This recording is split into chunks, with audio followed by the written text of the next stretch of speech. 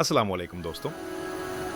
आज हम बात करने जा रहे हैं एक ऐसे शख्स की जिसने छोटे से कबीले को एक अजीम सल्तनत में बदल दिया। उस्मानी सल्तनत के बानी उस्मान गाजी सन 1285 में अनाटोलिया के इलाके सोगुत में पैदा हुए। आप कई कबीले के सरदार एर्तुगरुल गाजी के बेटे थे। उस वक्त अनाटोलिया में सल्जुक सल्तनत कमजोर हो रही थी और बाइजेंटीन सल्तनत बार बार हमले कर रही थी।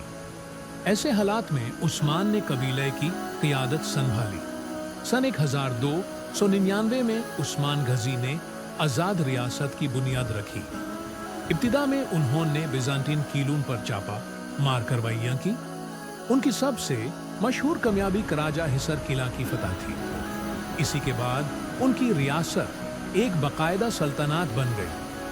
उस्मान गाजी ने अपनी हुकूमत इंसाफ, इस्लामी उसूलों और तुर्क कबीलों के इत्तेहाद पर कायम की।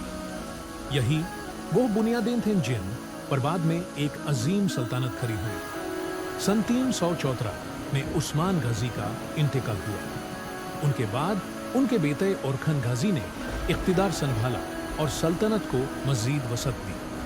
यूं एक छोटे कबीले का सरदार उस्मान गाजी दुनिया की सबसे तवील कायम रहने वाली सल्तनत का बनी बना।